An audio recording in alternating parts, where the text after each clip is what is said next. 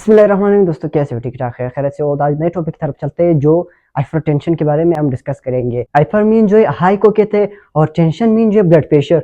जब हमारा blood pressure जो है हाई हो जाए तो उसको क्या कहते हैं? हाइपरटेंशन कहते हैं। नॉर्मल जो है 120/80 मरकरी जो है नॉर्मल है। तो इसके खास की तरफ आते हैं कि ये किस वजह से हो सकता है। दोस्तों कोई बंदा कोलेस्ट्रॉल ज्यादा लेता है, कोई बंदा जो एक्सरसाइज नहीं करता है और कोई बंदा मोटा होता है, तो उस वजह से ये खून की जो नाली होते हैं, खून की नाली जो है, जब ये लोग कोलेस्ट्रॉल ज्यादा खाते हैं या वो एक्सरसाइज नहीं करते तो जब पतले हो जाएंगे तो इसके वजह से हमारे ब्लड के ऊपर ब्लड प्रेशर देगा, तो इसकी वजह से जो है हमारा ब्लड प्रेशर जो है वो हाई होगा। हमारा दिल का जो हार्ट बीट है वो ज्यादा होगा क्योंकि हमारे जो खून की नाली है वो पतले हो गए। सो दोस्तों इसकी रिस्क की तरफ आते हैं, किस तरह हो सकता है, तो हमें क्या करना चाहिए।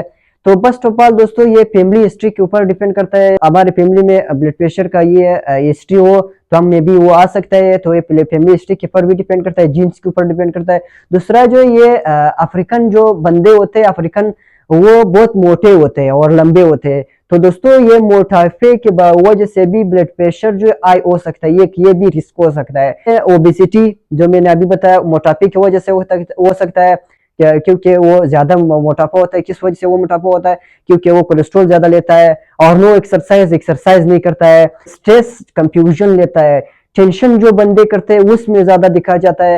हाइपर टेंशन जो है ब्लड प्रेशर उसका होता है। और वो बंदे जो तंबाकू सिगरेट वगैरह जो है वो पीते हो, और वन इज द अल्कोहल जो लोग शराब पीते हो। तो डाइट के ऊपर डिपेंड करता है, डाइट की वजह से जो लोग परहेज नहीं करते, जो भी चीज वो खा लेते हैं, डॉक्टर ने मना किया और फिर भी वो खा लेते हैं। लैक ऑफ एक्सरसाइज, जब एक्सरसाइज नहीं करते बंदे। और साल्ट ऑयल भी मेन रिस्क है इसका। जब साल्ट कोई ज्यादा लेता है या ऑयल ज्यादा खाता है तो इसके वजह से भी हो सकता है, और मैंने बताया था स्मोकिंग की वजह से हो सकता है। दोस्तों अभी आते हैं इसकी सिम्टम्स की तरफ कि इसके सिम्टम्स क्या हो सकते हैं, अलामत क्या हो सकते हैं इस पेशेंट। इसको स्वेटिंग भी हो सकता है, पसीना इसमें आ सकता है, इसको कंफ्यूजन स्ट्रेस होगा, उसको टेंशन होगा, घर से टेंशन हो या कोई और टेंशन हो, कंफ्यूजन हो, पटिक थकावट होगा, और ब्लीडिंग नोज, उसका नोज से ब्लीडिंग आएगा, नोज से खून आएगा, और शिवरिंग मतलब कपाना, इसको क्या कहते हैं? शिवरिंग कहते हैं। And a lot of more symptoms is there.